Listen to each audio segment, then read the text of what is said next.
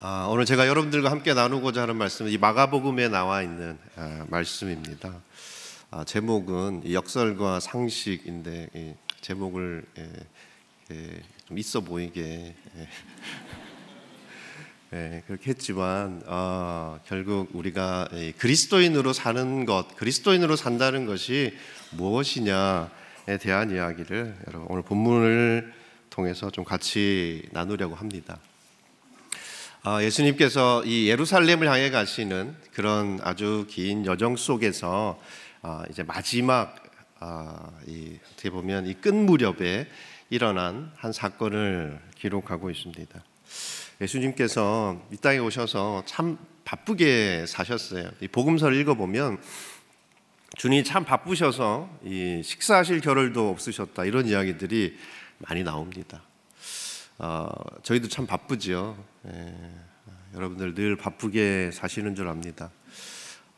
원두리교회 목사로 사는 것도 참 바쁘게 무엇인가를 하면서 이렇게 사역을 하는데, 이 주님이 바쁘신 이야기를 묵상을 해보면 주님은 하실 일이 너무 많으셔서 바쁘신 것 같고요, 하셔야 될 일들을 하시느라 바쁘신 것 같고, 저희는 그냥 바빠서 할 일을 제대로 못할 때가 많은 것 같습니다. 여러분들이 바빠야 할 일들, 여러분들이 마음을 쏟아야 할 일들에 바쁘시기를 바랍니다. 오늘 본문이 기록되어 있는 이 마가복음 10장의 말씀은 전체적으로 이 주님을 통해서 이 땅에 임할 이 하나님 나라에 합당한 자가 누구인가, 이런 이야기를 하고 있는 본문이에요. 오늘 읽었던 이 본문 앞쪽에 보면 한 부자 청년이 주님을 찾아와서 자기가 가지고 있는 고민을 털어놓습니다. 영생에 대한 고민을 가지고 와서 주님에게 주님과 이 대화를 하는 장면인데, 그 내용을 보면 이 하나님 나라에 합당한 자가 두 가지 조건이 있어요. 첫 번째는 자기 부인입니다. 그리고 두 번째는 주님을 따르는 것. 제가 이거 두 가지를 구분하는 이유가 뭐냐면, 이 부자 청년의 경우 자기 부인이 없었고 그래서 주님을 따르는 것이 불가능했지요. 그렇다고 해서 이 자기 부인이라는 것이 곧 주님을 따르는 것이냐? 그렇지는 않습니다. 자기 부인은 주님을 따르기 위한 전제일 뿐입니다.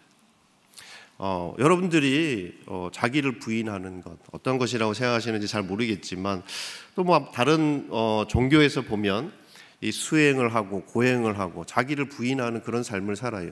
그렇다고 해서 그것이 곧 주님을 따르는 것은 아니지 않습니까? 그렇게 해서 우리가 구원에 이르는 것이 아니기 때문에 이 자기 부인이 우리가 이 하나님 나라의 백성이 되는, 또 하나님 나라의 백성으로 사는 어떠한 전제이긴 하지만 그것이 곧 주님을 따르는 것은 아니지요. 결국은 핵심은 뭐냐면 이 주님을 따르는 것, 이것이 우리가 하나님 나라 백성이 되는 길이고 또 하나님 나라의 백성으로 사는 모습이라고 생각을 합니다. 자, 주님을 따르는 것은 무엇인가? 제자들이 이 부자 청년과 주님과의 대화를 가만히 바라보고 있다가 베드로가 그런 이야기를 합니다.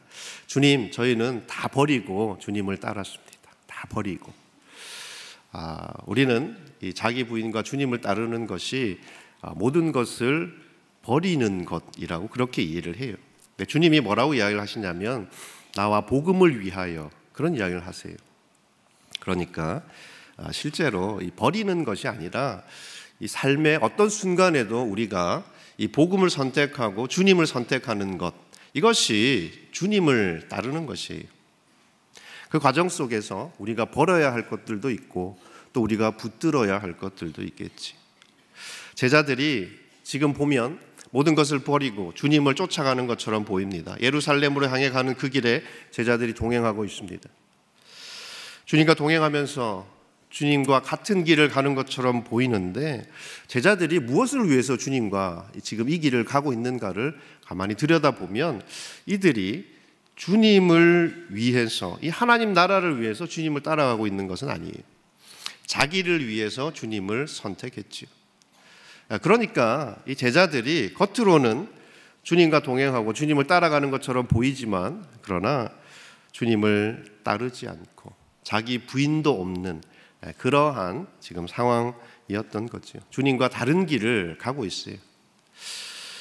실제는 아닌데 겉으로는 아무런 문제가 없는 것처럼 보이는 것, 이게 참 무서운 거예요.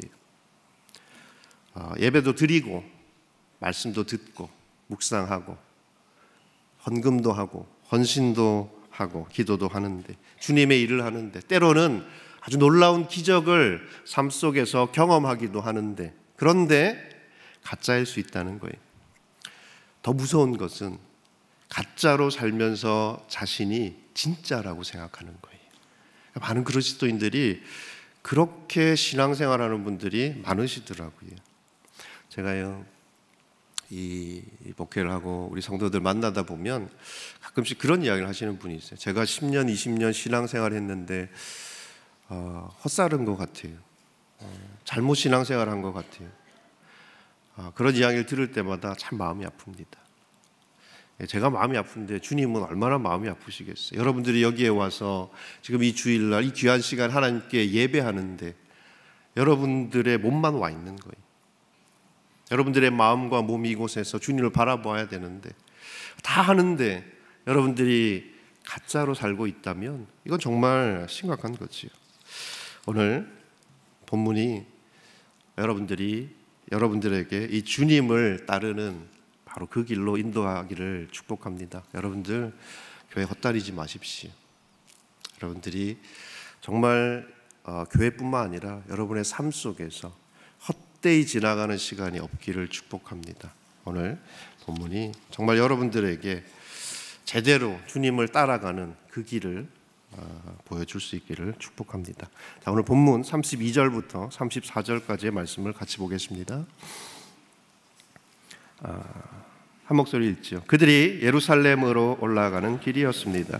예수께서 앞장서서 그리로 향하시자 제자들은 놀랐고 뒤따라가던 사람들도 두려워했습니다. 예수께서는 다시 12 제자를 따로 불러 넣으시고 앞으로 자신에게 일어날 일을 말씀해 주셨습니다. 우리는 지금 예루살렘으로 올라가고 있다. 인자는 배반당해 대제사장들과 율법학자들에게 넘겨질 것이다. 그들은 인자를 죽이기로 결정하고 이방 사람들에게 넘겨줄 것이고, 이방 사람들은 인자를 조롱하고 침을 뱉고 채찍으로 때린 뒤 죽일 것이다. 그러나 3일 만에 다시 살아날 것이다. 주님이 지금 예루살렘을 향해 가시는데 앞장서서 가세요. 제자들 앞에 서서 뭐 이렇게 쭈삣쭈삣 뭐 이렇게 가시는 게 아니라 그냥 앞장서서 예루살렘을 향해 가고 계십니다. 그런 주님을 바라보는 제자들의 반응은 주님을 보면서 놀라고 두려워했다. 그렇게 본문이 기록하고 있지요. 제자들이 왜 이런 이 반응을 보였을까? 당연합니다. 그들이 예루살렘에서 그들을 기다리고 있는 것들이 무엇인지 알고 있기 때문에 그래요. 주님이 지금 이 순환에 대해서 예고를 해주시는데 이게 세 번째예요. 이미 첫 번째, 두 번에 걸쳐서 예루살렘에서 이 본인이 당하실 일들에 대해서 이야기를 해주셨습니다. 자, 그러니까 제자들이 바보가 아닌 다음에는 예루살렘에서 자신들을 기다리고 있는 것이 무엇인지를 분명하게 알고 있었겠지요. 그게 무엇인지 분명하게 알지는 못했지만 결코 좋은 것이 기다리고 있지는 않을 것이다. 환난과 핍박이 기다리고 있을 것이다. 어쩌면 자신들의 목숨을 걸어야 할 일이 있을지도 모르겠다. 이 정도는 지금 알고 가고 있는 거예요. 그러니까 주님이 그 예루살렘을 향해 가시는데 이게 놀랍고 또한 두려운 일이지요. 자, 그렇다면 주님은 모르고 가시느냐? 그 예루살렘에서 뭐가 있는지, 뭘 기다리고 있는지 몰라서 지금 거길 가시느냐? 아니지요. 제자들보다 더 분명하게 알고 계십니다. 오늘 본문 10장에서 이 세 번째 순환 예고를 보면 그곳에서 일어날 일에 대해서 아주 자세하게 주님이 설명해 주고 계세요. 너무 잘 알고 계시다는 거예요. 주님은 자기 앞에 무엇이 기다리고 있는지를 알고 계셨어요. 그래서 자신을 기다리고 있는 순환과 십자가를 피하지 않고 가십니다. 제가 그런데가 아니라, 그럼에도 불구하고가 아니라 그래서라고 말씀드렸어요. 그곳에 십자가, 그곳에 순환이 있는데 그래서 그곳을 향해 주님은 걸어가십니다. 그 주님이 제자들은 이해가 되지 않는 거지요. 공통적으로 주님이나 제자 둘 다 무엇이 앞에 기다리고 있는지 예측하지 못하는 상황이라 둘 다 지금 알고 있어요. 근데 왜 주님은 당당하고 그리고 제자들은 이 일이 두려운가? 간단합니다. 주님은 십자가를 당연한 것으로 여기시고 제자들은 이 십자가가 이상한 거예요. 주님에게는 십자가가 당연하기 때문에 그 예루살렘에 올라가지 않으면, 그곳에 가지 않으면 그 십자가를 지나가실 수 없기 때문에 당연히 그래서 그곳을 향해 가시는 것이고, 그런 주님이 제자들 눈에는 이상한 거지. 그걸 알면서도 왜 그걸 피해가지 않느냐는 거죠. 그럼에도 불구하고 왜 예루살렘이냐라는 겁니다. 주님이 참 이상했어요. 그런데요, 주님의 눈에도 제자들이 참 이상할 때가 있었습니다. 사람들이 참 이상할 때가 있었습니다. 주님이 죄인과 함께 교제하고 밥을 먹을 때 바리새인들은 주님을 이상하게 여겼어요. 주님이 사마리아 여인들과 대화하는 것을 보고 제자들 이상하게 여겼어요. 주님이 하는 일마다 이상하게 여기셨는데 주님도 그런 사람들을 보시면서 이상하게 여기셨어요. 마가복음 6장 말씀을 보면 주님이 많은 이적을 행했음에도 불구하고 자기 고향에서 사람들이 믿지 않는 것을 보시고 개역 성경에는 이상하게 여기셨더라. 우리말 성경에는 예수께서는 그들이 믿지 않는 것에 놀라셨습니다. 똑같은 거죠. 주님을 볼 때 제자들이 주님을 볼 때 주님이 참 이상하고 놀랍고 두렵고, 주님이 제자들을 볼 때도 이상하고 또 이 놀라운 그런 거지. 주님에게는 주님을 따르는 제자들이 믿음으로 이 땅을 사는 것이 당연한 것인데 제자들에게는 그게 당연하지 않은 거예요. 믿음으로 사는 것이 당연하지 않아요. 그러니까 주님이 가는 이 길이 이상한 것이지. 주님에게 당연한 것이 사람들에게는 이상하고 사람들에게 당연한 것이 또한 주님에게는 이상합니다. 누가 맞는 것일까요? 자, 우리는 누구의 생각을 따라가고 있는 것일까요? 십자가가 당연한 주님의 이 걸음, 주님의 이 길을 따라가고 있습니까? 아니면 이 십자가가 너무 이상한, 왜 저런 삶을 살아야 하는가? 라고 세상 사람들이 이야기하는 그 길을 따라가고 계십니까? 어떤 생각을 따라가고 계세요? 여러분, 왜 그리스도인으로 사는 것이 힘든지 아십니까? 당연해져야 할 것들이 여러분들에게 여전히 이상한 것들이기 때문에 그래요. 십자가, 그리스도인으로 사는 것, 복음을 위해서 헌신하는 것, 이것이 우리에게 당연한 것이어야 하는데 여전히 우리에게는 이걸 하려면 힘이 드는 거예요. 의지로 해야 되는 거예요. 먹고 살기 힘든데 그런데도 불구하고 헌금을 해야 돼요. 교회 가면 얼마나 꼴보기 싫은 사람들이 많습니까? 그런데도 불구하고 순예배 드려요. 사람들하고 같이 사역해야 돼요. 주님이 꼭 그런 사람들하고 같이 사역하게 하십니다. 그렇죠? 네. 휴일이라고, 세상 사람들의 일요일이잖아요. 좀 쉬고 싶은데 그런데 예배 드려야 되고 놀 시간도 없는데 그런데도 아울렛이 가고 그럼에도 불구하고 뭔가를 해야 되니까 여러분 이게 힘든 게 아니겠습니까? 여러분들 그리스도인으로 사는 것이 여러분들에게 당연한 것입니까? 아니면 의지를 가지고 해야 되는 힘든 일입니까? 여러분들이 이 질문에 답해 보시면 되겠습니다. 주님을 따르는 사람들에게는 십자가가 불편한 것이 아니라, 이상한 것이 아니라 그 십자가가 당연한 삶을 사는 거지요. 거룩하게 사는 것이 당연해지고 세상 사람들을 닮아서 그 악을 쫓아가는 것이 우리에게 불편해지고, 그리고 믿음으로 사는 것이 당연하고, 예배 드리는 거 너무 당연하고, 여러분 헌금하는 거 당연하고, 헌신하는 거 당연하고, 전도하고 아울리치 가는 것, 주님을 선택하고 복음을 선택하는 것이 당연한 것, 그게 그리스도인의 삶이 아니겠습니까? 이 삶을 제대로 감당하기 위해서는 십자가가 당연해져야 돼요. 이 역설이, 이 십자가라는 역설이 상식이 되어야 합니다.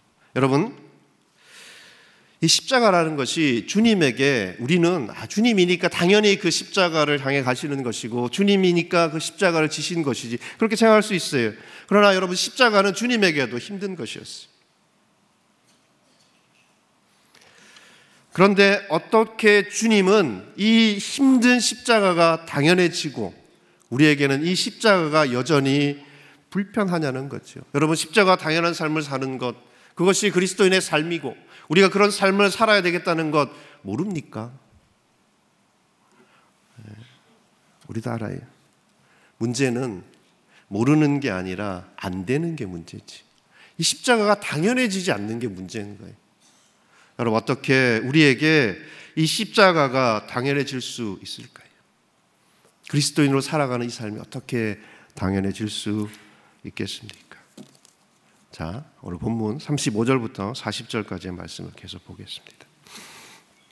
그러자 세베대의 두 아들 야고보와 요한이 예수께 다가와 말했습니다. 선생님, 저희의 소원을 들어주시기 원합니다. 예수께서 물으셨습니다. 내가 너희에게 무엇을 해주었으면 좋겠느냐? 그들이 대답했습니다. 주께서 영광의 자리에 앉으실 때 저희 중 하나는 오른편에 하나는 왼편에 앉게 해주십시오. 예수께서 그들에게 말씀하셨습니다. 너희가 지금 무엇을 구하고 있는지 알고 있느냐? 내가 마시는 잔을 너희가 마시며 내가 받는 세례를 너희가 받을 수 있겠느냐? 그들이 대답했습니다. 할 수 있습니다. 예수께서 그들에게 말씀하셨습니다. 너희도 정말 내가 마시는 잔을 마시고 내가 받는 세례를 받을 것이다. 그렇지만 내 오른편이나 왼편에 앉는 것은 내가 정해주는 것이 아니다. 그 자리는 미리 정해놓은 사람들에게 돌아갈 것이다. 주님이 순환을 예고하실 때마다 제자들이 아주 이렇게 이 엉뚱한 그러한 발언, 엉뚱한 행동들을 합니다. 첫 번째, 십자가를 이야기하실 때 베드로가 딱 막아섰어요. 주님, 절대 안 됩니다. 그러다가 아주 이렇게 된통 혼이 났지요. 주님이 두 번째 십자가에 대해서 얘기하실 때는요, 제자들이 길을 가다가 싸웠어요. 지들끼리. 누가 더 큰 자냐? 누가 더 큰 자냐? 그리고 이 세 번째 십자가에 대해서 이야기할 때 야고보와 요한이라는 제자가 주님이 영광의 자리에 앉으실 때 저희를 주님 양쪽에 앉게 해주십시오. 이 부탁을 합니다. 주님은 지금 자신의 죽음에 대해서 이야기하고 있어요. 엄숙한 자리 아닙니까? 그런데 이 제자들에게는 이 십자가가 당연한 것이 아니었어요. 그들에게는요, 이 십자가가 어떤 것이었냐면 자신들의 성공을 위해서 감내해야 될 시련 정도. 때로는 우리가 그 시련을 넘어갈 수 없을 수도 있지만 이걸 넘어가면 영광이 기다리고 있는, 그러니까 성공을 위해서 우리가 피할 수 없는 그러한 것 정도로 여겼어요. 그러니까 이런 모습들이 나타나는 거죠. 그리고 야고보와 요한이 주님이 이 말씀을 하시니까 이제 때가 됐구나 라고 생각을 했던 거예요. 그러면서 주님에게 다가와서 이 요구를 했던 거죠. 여러분, 이들이 했던 요구가 과연 어떤 것이었을까? 주님 말씀처럼 자기들이요, 뭘 이야기하고 있고 무엇을 주님에게 구하고 있는지도 모르면서 지금 주님에게 이런 요구를 하고 있는 거예요. 주님의 오른편, 왼편 두 자리를 이 제자들이 요구했을 때 주님이 그것은 미리 정해진 사람의 몫이지 너희들 것이 아니고 또 주님이 정해주는 것도 아니다, 그렇게 말씀을 하십니다. 이 말씀을 우리가 잘못 이해하면 우리가 아무리 주님을 따르고 우리가 헌신할지라도 꼭 그 헌신의 대가를 받을 수 있는 것은 아니다, 이렇게 이해할 수 있어요. 그렇지만 마가 이야기를 계속 읽어가다 보면 지금 이 이야기가 이 주님의 말씀이 어떤 의미인지를 알게 됩니다. 주님은 지금 십자가에 대해서 이야기를 하고 있습니다. 십자가. 주님은 십자가에서 자신의 오른편과 왼편에 각각 사람을 두고 영광을 받으실 것입니다. 십자가의 오른편과 왼편 그 두 자리는 이 제자들의 몫이 아니라 주님과 함께 십자가에 달릴 제수들의 몫이었지. 그러니까 제자들이 지금 주님에게 무슨 이야기를 하고 있냐면, 주님, 저희도 주님 오른쪽 왼쪽 십자가에 달리게 해주십시오, 이 요구를 했던 거예요. 이런 요구를 주님이 안 된다고 하셨지요. 야속한 것이 아니라 감사한 겁니다. 우리가 기도하는 것마다 주님이 다 들어주시면 여러분 이런 일이 생겨요. 제자들이 할 수도 없고 따를 수도 없는 그런 일이었습니다. 주님의 대답을 제자들 어떻게 이해했는가? 주님의 잔을 마시고 세례 제가 할 수 있습니다, 그렇게 이야기를 합니다. 여전히 이 십자가를 이해하지 못하고 있는 거죠. 여러분, 주님에겐 모든 것이 희미하지 않아요. 분명했습니다. 근데 제자들에게는 막연한 거예요. 저는 여러분들의 삶이, 우리가 정말 뭐가 우리 인생을 찾아올지 모르지만 여러분의 삶이 막연해지지 않기를 바라요. 정말 하나님 안에서 그리스도인으로 사는 것, 그 매일매일의 삶이 여러분들에게, 여러분 물론 각자의 삶은 다르시겠지만 분명한 목표를 쫓아가는 길이기를 축복합니다. 여러분 다르지요. 제자들과 예수님이 다릅니다. 예수님은 십자가가 당연하고 제자들은 십자가가 이상하니까 그런 거예요. 왜 이런 차이가 생기느냐? 왜 십자가가 우리에게는 여전히 불편한 것이 되느냐? 여러분, 우리가 바라보고 있는 세상이 달라서 그렇습니다. 예수님이 그 십자가가 목표가 아니라요, 그 십자가를 통해서 열릴 세상을, 새로운 세상을 바라보셨기 때문에 이 십자가가 예수님에게도 힘든 것이었지만 당연했던 거예요. 근데 제자들은 어떤 세상을 보고 있는 거예요? 주님이 그 십자가를 통해서, 그 십자가와 부활을 통해서 이 땅 가운데 열어주실 그 세상을 바라보지 못해요. 여러분, 이거는요, 십자가를 지나가지 않은 사람은 절대 보이지 않는 세상입니다. 그러니까 세상 사람은, 주님 만나지 않은 사람은 여러분 살 수 없는 세상, 꿈꿀 수 없는 세상이에요. 여러분, 우리가 그리스도인이 된 것은 이런 꿈을 쫓아갈 수 있는 기회를 허락하신 거예요. 모두가 다 그 길을 가는 것은 아니지만. 여러분, 바라보는 세상이 달라져야 돼요. 우리가 여러분 어떤 세상을 바라보고 있습니까? 매일매일 여러분들이 바라보는 세상이, 제자들이 주님을 통해서 이 주님을 쫓아가면 이르게 될 그 성공, 내가 왕이 되는 그 세상, 여러분 우리가 바라보고 있는 세상이 그런 세상이라면 여러분 우리는 신앙생활하는 것이 불편할 수밖에 없어요. 의지를 가지고 해야 되는 거예요. 십자가를 통해서 이 땅에 시작된 하나님의 나라, 여러분 이 나라를 바라보고 살아가는 자, 그런 사람에게, 그 믿는 사람에게 십자가는 당연한 것이.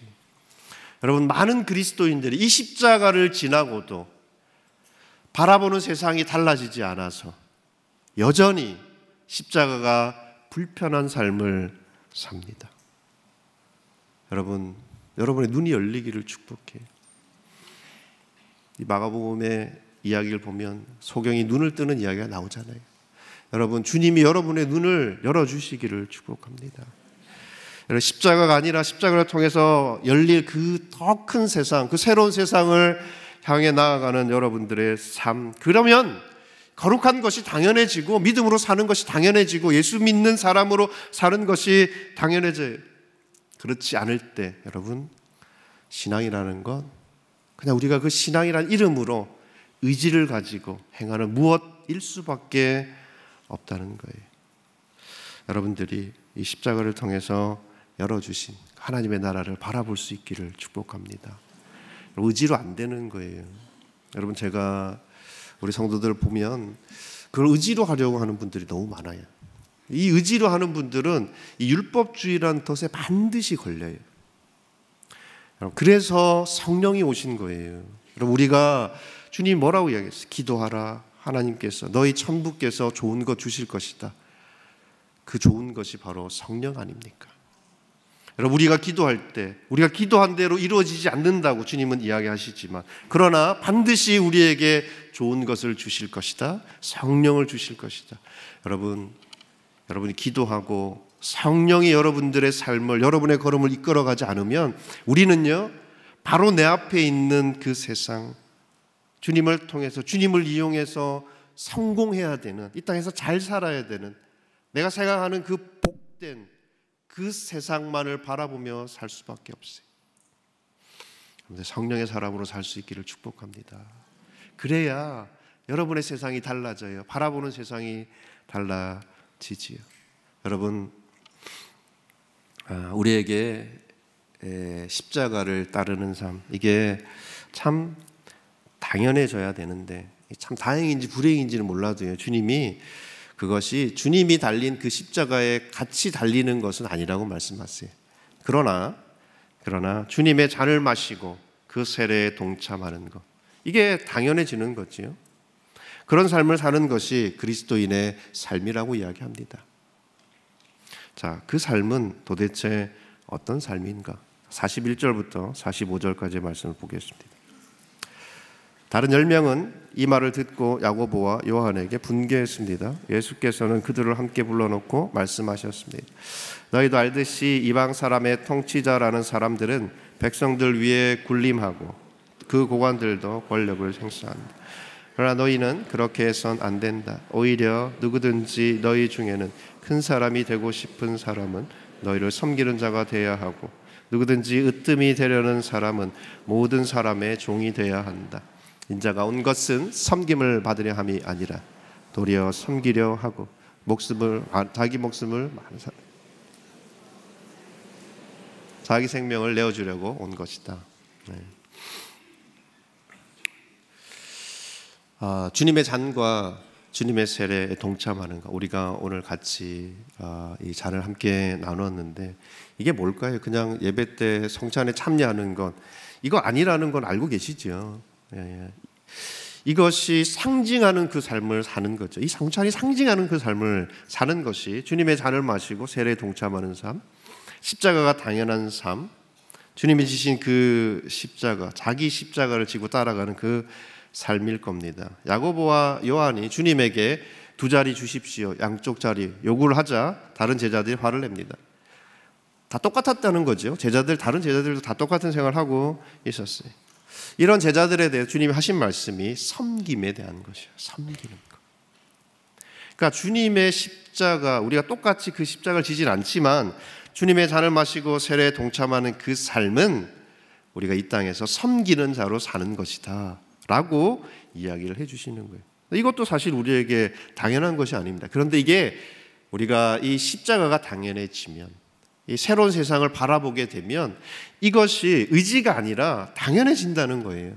이게 상식이 된다는 거예요. 그리스도인에게 이게 역설이 아니죠. 손안에 대해서 이야기하실 때마다 제자들은 주님이 곧 왕이 되실 것이라는 꿈을 꿔요. 그리고 마치 기다렸다는 듯이 서로 다툽니다. 서로 좋은 자리 차지하려고. 그런 제자들에게 주님이 하신 말씀, 참 역설적인 말씀이었어요.